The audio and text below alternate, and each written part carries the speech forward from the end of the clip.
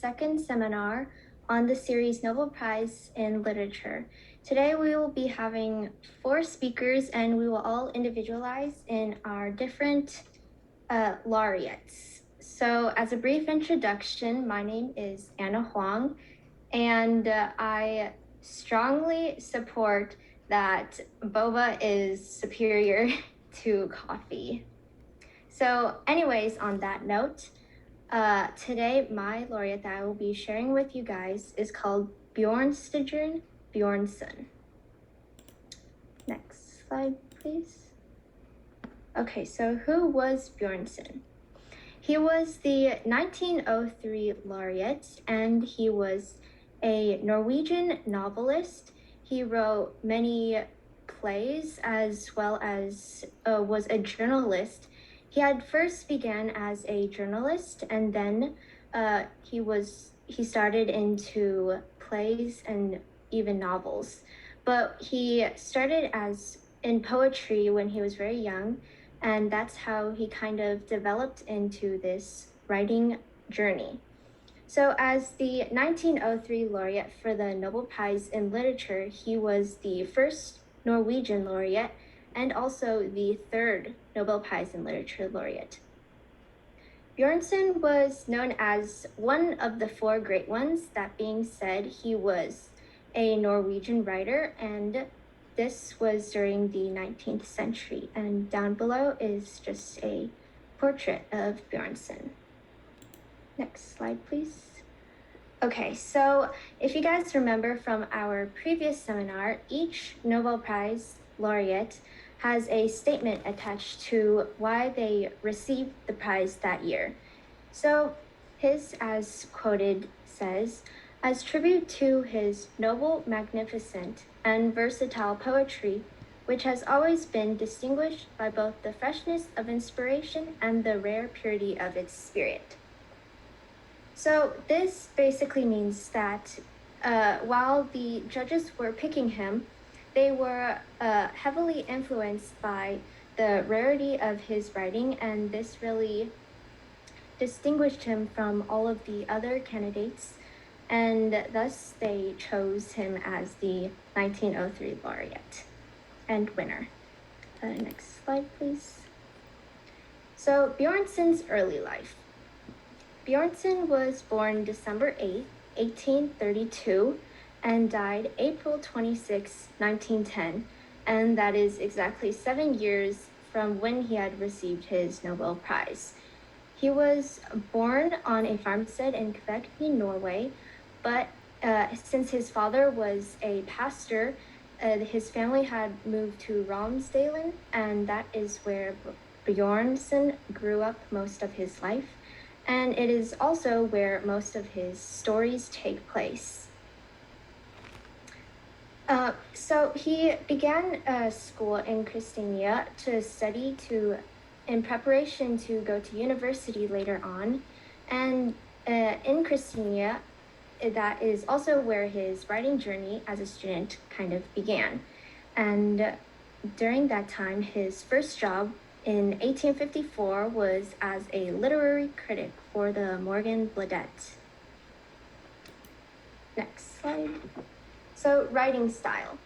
Bjørnson's writing style changed a lot over time, but it always stayed and reflected his national pride for Norway. And if you read some of his books or plays, you can kind of see that incorporated into his writing. But in the very beginning, he had started writing many historical tragedies and country tales. A few examples of these is Arn in 1858, and another book called A Happy Boy. I'm not going to try to pronounce the Norwegian name because I'm sure I'm going to get it wrong, but this one was in 1860. And both of these are kind of surrounding the peasant aspect in Norway.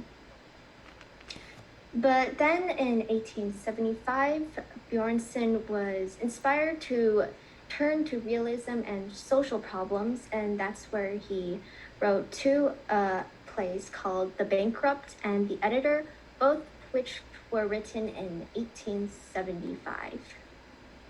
Next Okay, so here is a roadmap, basically how he had started his journey in writing and how successful he'd grown throughout life. So it all started when he had written his first play in 1857 called Between the Battles. This is really what set him off and inspired him to continue his writing journey, and it was quite a success during that time. Then, exactly 1 year later, in 1858, he became the editor for the Bergen Posten. So this is also the paper which had influenced and helped, and because he was working with this paper as its editor, the Conservative Party, after a long time, had finally been defeated, and that is also how the Liberal Party was made possible, and that is how the Liberal Party was created as well. And in that same year, 1858, Bjørnson had also married the actress Caroline Ramirez. Then later in 1859 to around 1868, Bjørnson had dedicated his time to create the Norwegian's national anthem, and that is still the national anthem of today, called Yes, We Love This Land. Later in 1873 to 1875, Bjørnson made a trip to Italy. This was actually his second trip to Italy, while his first, he had gone around the 1860s and stayed there for about 3 years. And that's when he had been hugely inspired by Michelangelo's sculptures. And so the second time when he went back, he discovered that he really loved to write about social problems and realism, and that is how he changed his writing style and began to write more in that aspect. And that being said, in 1875, he had written the two plays that I had mentioned earlier, The Bankrupt and The Editor. These two are his most famous plays, and it is what ultimately led him to international fame. Next. Next, please. Thank you. So, aside from writing, Bjørnson was widely known for his writing, but in addition to that, he had many other aspects about him that were celebrated as well. And so some of these is he showed really strong character in his public speaking, and he held a lot of love for speaking and speaking what he didn't hold back from what he wanted to say or his own points of view in the world. And in addition to that, he was a very pronounced politician. So he was the spokesman for the Norwegian left-wing movement, and this was another way how the Liberal Party was developed. And in this process, as spokesman and writing or as editor for the paper, the left wing was created.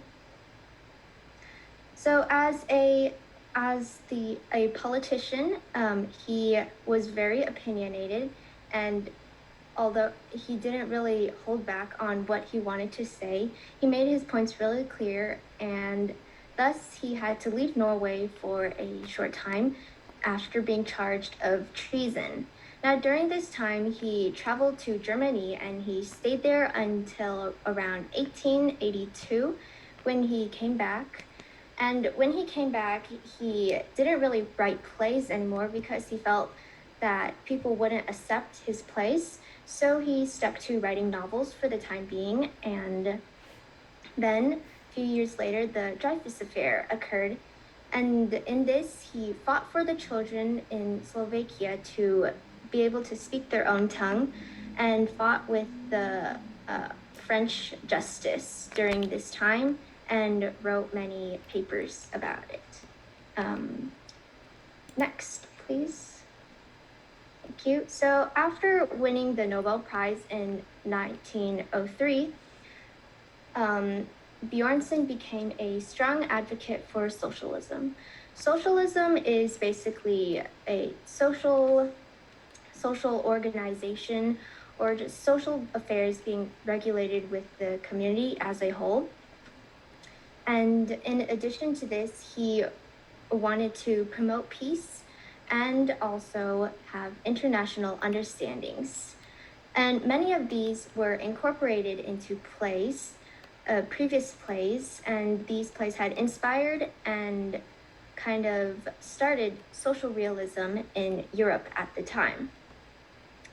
And although he died shortly after winning the Nobel Prize, in 1919, his collective work was published in 9 separate volumes.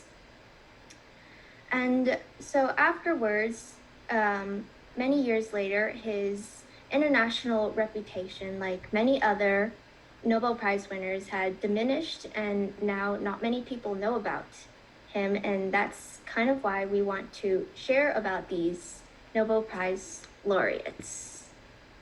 Next. And that comes to a conclusion for Bjørnstjerne Bjørnson.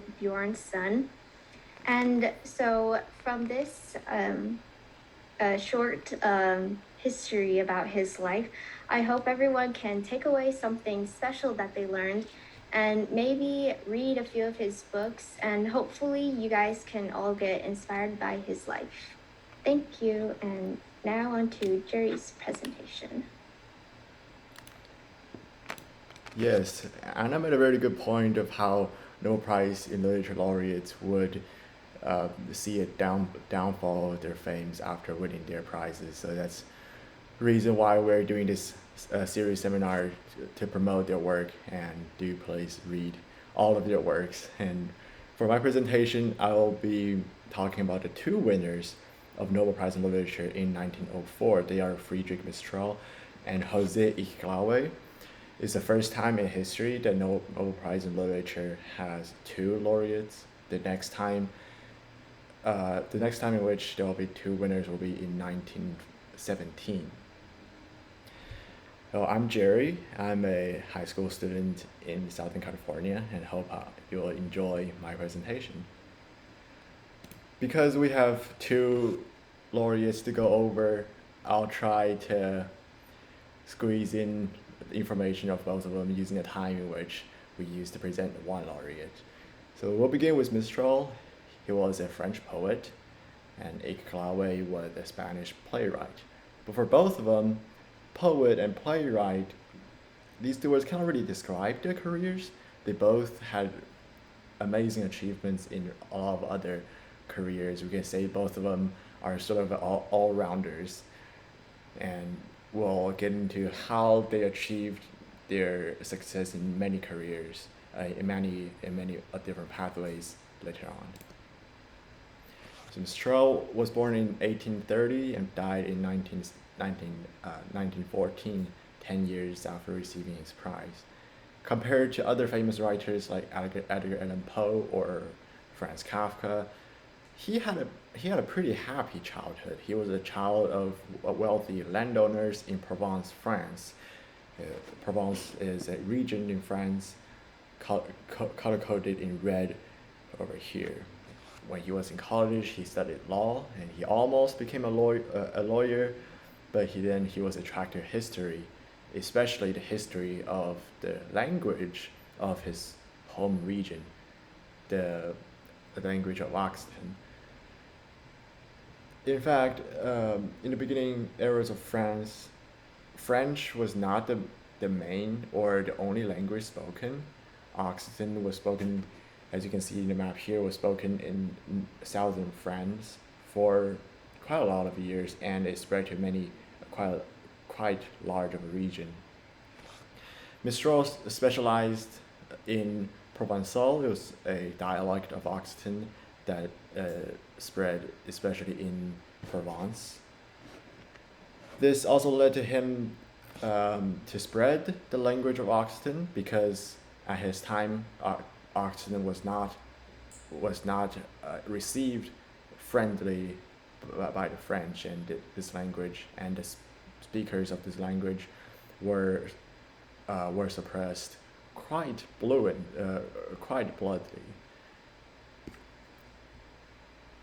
And this led to him being both a poet and lexicographer. That means he was someone who created dictionaries. He wrote the Le Trésor de Frédéric, an Occitan to French dictionary. It's a 2-volume, as you can see over here. Even to today, his work could be still considered as the most comprehensive Occitan to French dictionary. With his poems, he was most famous for his long poem Mario. It was also written in Occitan. And here is the photocopy of the cover of his poem. The poem Mario was published in 1859. It took him 8 years to write, despite not being a long novel or a 2-volume dictionary as his other work. This long poem is composed of 12 different songs. As a whole, this long narrative talks about the story of 2 lovers in Provence, the region he grew up in. And these 2 lovers, they all have different social backgrounds and family backgrounds and financial backgrounds. Mistral got the idea for this poem from his daily interactions with his neighbors and his community members. For reference, Mario could be considered as a French Romeo and Juliet written in poem style form and not really a play. Another reason or another function for his poem was to promote the language of Occitan, as he was continuing to develop his foundation for promoting Occitan after creating his dictionary. For his prize motivation provided by Swedish Academy, the Swedish Academy said, in recognition of the fresh originality and true inspiration of his poetic production, which faithfully reflects the natural scenery and native spirit of his people, and in addition, his significant work as Provençal philologist. So what does this mean? This means that Swedish Academy saw 2 shining points out of his work. The first being him being a poet, as you can see from his poetic production, and the second being his work done in his dictionary. So presented in the verse Provençal philologist. Regarding his poems, Swedish Academy believes that it was important for someone to write about his hometown, home region, or his native religion. And because Mistral wrote in his poem Mario, the environment and living conditions of his home region Provence, it caught the eyes and attention of a lot of people, which including the Swedish Academy. On to the second laureate of Nobel Prize in Literature in 1904. Echegaray was born in Madrid, Spain. He was born in 1832 and died in 1914, also 10 years after receiving his prize.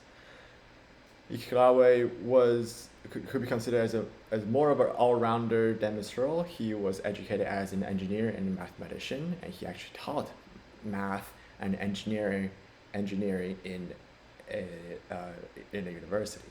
And after the restoration of the Spanish crown, he joined the Spanish government and became a government official. While doing all of that, he was still a poet, a playwright, and we'll see how he managed his time to do all 4 of them. So, again, while doing all of his 3 other works, theater has always been his hobby. since his childhood. Because his other work took up a lot of his time, he entered, or not really entered, but he became serious in his writing when he was 42, compared to quite late as a writer. For example, Albert Camus, another Nobel Prize in Literature laureate, won his prize in his 40s.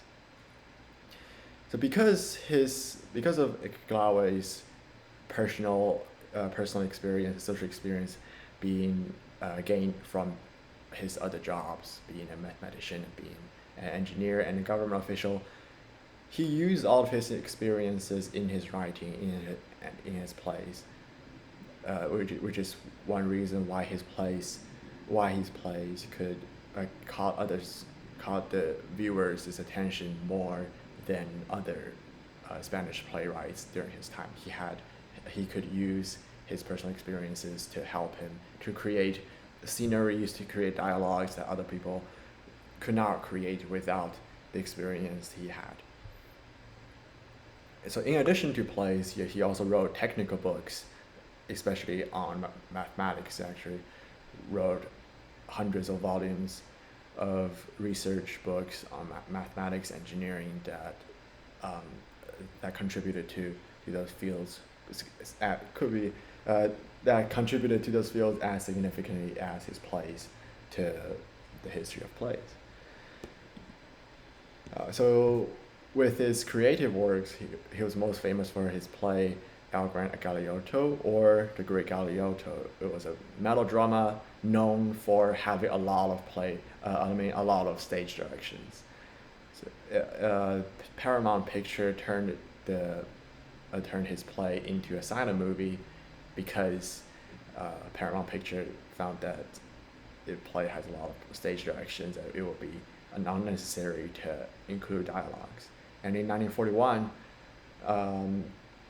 a few Spanish movie makers turned it into a movie with extra dialogues. So, as someone who has been working in many fields, his enthusiasm toward working could also be expressed or shown in his writing. He wrote constantly in all of his genres, like I said. Even during his deathbed, even on his deathbed, he was still thinking about publishing more technical books on engineering and on mathematics. And regarding his prize motivation, the Swedish Academy said, in recognition of the numerous and brilliant compositions which in an individual and original manner have revived the great traditions of the Spanish drama. So compared to Mistral's prize motivation, Swedish Academy mainly focused on one of Echegaray's shining points, that being his contribution to our plays. We can see here that the Swedish Academy believed Echegaray followed traditional Spanish drama as presented in the word revive. Swedish Academy believed that he did a good job promoting the Spanish style of playwriting, just as how Mistral promoted his native language, Occitan. But we should also take into consideration of the word original. Echegaray's writing style could be summarized in one word or in one phrase, dedicated to duty and precision. Because of him being a mathematician and engineer, he thought things in a very precise and number-oriented and fact-oriented way, so that his work were all his characters were all very precise with their actions, and his writing had very little errors, compared to some other writers who weren't trained in a such systematical or precise manner as him. Hopefully you enjoyed learning about these two writers, and hopefully you get to read some of their poems and plays. And right now I'll turn the stage to Nicole, who will talk a bit about the Nobel Prize in Literature laureate in 1905. Thank you.